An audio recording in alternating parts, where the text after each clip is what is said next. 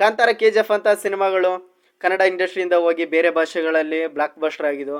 ಮತ್ತು ವಿಕ್ರಾಂತ್ ರೋಣ ಸಿನಿಮಾ ಕೂಡ ಬೇರೆ ಭಾಷೆದವ್ರಿಗೆ ಅಂದರೆ ಪ್ಯಾನ್ ಇಂಡಿಯಾ ರಿಲೀಸ್ ಆಗಿ ದೊಡ್ಡ ಮಟ್ಟದಲ್ಲಿ ಕಲೆಕ್ಷನ್ನ ಮಾಡಿತ್ತು. ಹೀಗಾಗಿ ಸುದೀಪ್ ಅವರಿಗೆ ದೊಡ್ಡ ಮಾರ್ಕೆಟಿಗೆ ಕ್ರಿಯೇಟ್ ಆಗಿತ್ತು. ಮತ್ತು ರಕ್ಷಿತ್ ಶೆಟ್ಟಿ ಅವರ ಚಾರ್ಲಿ ಸಿನಿಮಾ ಕೂಡ ಬೇರೆ ಭಾಷೆಯಲ್ಲಿ ರಿಲೀಸ್ ಆಗಿ ದೊಡ್ಡ ಮಟ್ಟದ ಹಿಟ್ಟಾಗಿತ್ತು. ಆದರೆ ಈಗ ಸಿನಿಮಾಗಳಿರಲಿಲ್ಲ. ಅದ್ರಾಗೆ ಈಗ ಸಿನಿಮಾಗಳು ರಿಲೀಸ್ ಆಗಿ ತೊಡಗಿದ್ದೇವೆ. ಮೊದಲನೇದಾಗಿ ಮಾರ್ಟಿನ್ ಸಿನಿಮಾ AP ಅರ್ಜುನ್ ಅವರು ಡೈರೆಕ್ಟ್ ಮಾಡಿದ್ದು. ಇದು 3 ವರ್ಷಗಳ ವರೆಗೆ ಶೂಟಿಂಗ್ನ ಮಾಡಿದೆ. ಆದರೆ ಈಗ ರಿಲೀಸ್ ಡೇಟ್ನ ಅನೌನ್ಸ್ ಮಾಡಿದೆ.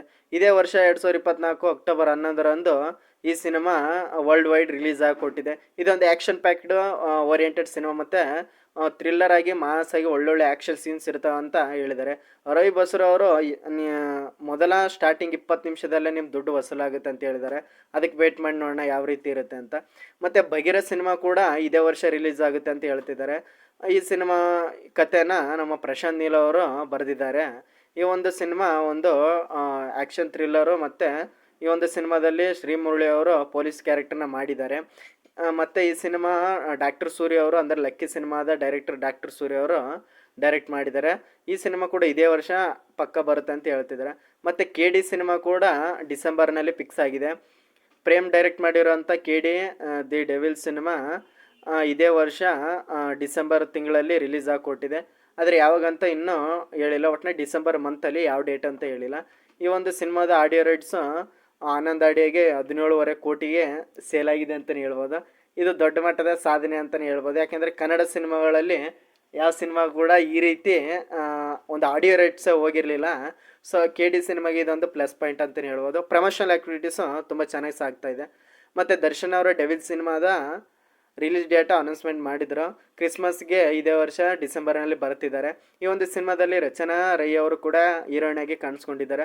ಇದೊಂದು ಡೆವಿಲ್ ಅಂದರೆ ದರ್ಶನ್ ಅವರು ಡೆವಿಲ್ ಆಗಿ ಯಾವ ರೀತಿ ಆ್ಯಕ್ಟಿಂಗ್ನ ಮಾಡಿದ್ದಾರೆ ಮತ್ತು ಅವರ ನವಗ್ರಹ ಕ್ಯಾರೆಕ್ಟರೈಸೇಷನ್ನು ಇಲ್ಲಿ ಕಾಣುತ್ತೆ. ಯಾಕೆಂದರೆ ವಿಲನಿಶ್ ಆಗಿ ಈ ಒಂದು ಕ್ಯಾರೆಕ್ಟರೈಸೇಷನ್ ಇದೆ ಅಂತ ಡೈರೆಕ್ಟರ್ ಹೇಳ್ಕೊಂಡಿದ್ದಾರೆ. ಸೊ ಹೀಗಾಗಿ ಈ ಸಿನಿಮಾ ಶೂಟಿಂಗು ಬರದಿಂದ ಸಾಗ್ತಿದೆ.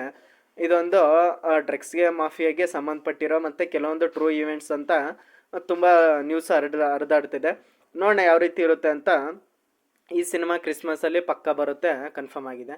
ಮತ್ತು ಶಿವರಾಜ್ ಕುಮಾರ್ ಅವರ ಮಫ್ತಿಯ ಪ್ರೀಕ್ವೆಲ್ ಆಗಿರುವಂಥ ಭೈರತಿ ರಣಗಲ್ ಸಿನಿಮಾ ಇದೇ ವರ್ಷ ಆಗಸ್ಟ್ 15ಕ್ಕೆ ಡೇಟ್ ಕೂಡ ಫಿಕ್ಸ್ ಮಾಡ್ಕೊಂಡಿದೆ. ಈ ಸಿನಿಮಾನ ನರ್ತನ್ ಅವರು ಡೈರೆಕ್ಟ್ ಮಾಡ್ತಿದ್ದಾರೆ.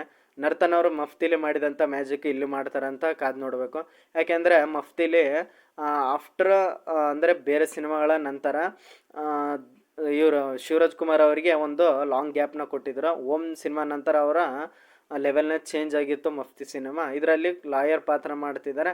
ಮತ್ತು ಅವರ ಹಿಂದಿನ ಸ್ಟೋರಿ ಏನು ಅಂತ, ಭೈರತಿ ರಣಗಳಾಗೋಕ್ಕೆ ಏನು ಕಾರಣ ಅಂತ ಈ ಒಂದು ಸಿನಿಮಾದಲ್ಲೇ ನಾವು ಆಗಸ್ಟ್ 15ಕ್ಕೆ ಕಾದು ನೋಡಬೇಕಾಗಿದೆ. ಮತ್ತು ಡಾಲಿ ಧನಂಜಯ ಅವರ ಉತ್ತರಾಖಂಡ ಸಿನಿಮಾದ ಪ್ರಮೋಷನ್ ಅಂದರೆ ಈ ಸಿನಿಮಾದಲ್ಲಿ ಅನೇಕ ಜನ ಕ್ಯಾಸ್ಟ್ ಇದ್ದಾರೆ. ಹೀಗಾಗಿ ಕನ್ನಡದಲ್ಲಿ ಮತ್ತು ಅನೇಕ ಬೇರೆ ಭಾಷೆದವರು ಈ ಒಂದು ಸಿನಿಮಾದಲ್ಲಿ ರೋಲ್ನ ಮಾಡ್ತಿದ್ದಾರೆ. ಮತ್ತು ಶಿವರಾಜ್ ಕುಮಾರ್ ಅವರು ಒಂದು ಮೇಜರ್ ರೋಲ್ನ ಪ್ಲೇ ಮಾಡ್ತಿದ್ದಾರೆ. ಈ ಒಂದು ಸಿನಿಮಾ ಇದೇ ವರ್ಷ ಡಿಸೆಂಬರ್ನಲ್ಲಿ ಅಂತ ಸ್ವಲ್ಪ ನ್ಯೂಸ್ ಸ್ಪ್ರೆಡ್ ಆಗ್ತಿದೆ. ಆದರೆ ಕನ್ಫರ್ಮೇಷನ್ ಇನ್ನೂ ಬಂದಿಲ್ಲ. ಯಾಕೆಂದರೆ ಡಿಸೆಂಬರ್ನಲ್ಲಿ ತುಂಬ ಸಿನಿಮಾಗಳು ಸಾಲಾಗಿ ನಿಂತಿವೆ. ಈ ಸಿನಿಮಾ ಯಾವ ರೀತಿ ಮತ್ತು ಯಾವಾಗ ಬರುತ್ತೆ ಅನ್ನೋದು ಕಾದು ನೋಡಬೇಕು. ಆಲ್ಮೋಸ್ಟ್ ಇದೇ ವರ್ಷ ಬರೋದಂತೂ ಫಿಕ್ಸ್ ಆಗಿದೆ. ನೋಡೋಣ ಯಾವ ರೀತಿ ಯಾವಾಗ ಬರುತ್ತೆ ಅಂತ. ಡೇಟ್ ಇನ್ನೂ ಅನೌನ್ಸ್ಮೆಂಟ್ ಆಗಿಲ್ಲ. Just wait and see. Subscribe ಮಾಡಿ ನನ್ನ ಚಾನಲ್ಗೆ ಅಪ್ಡೇಟ್ಸ್ ಕೊಡ್ತಾ ಇರ್ತೀನಿ. Thank you.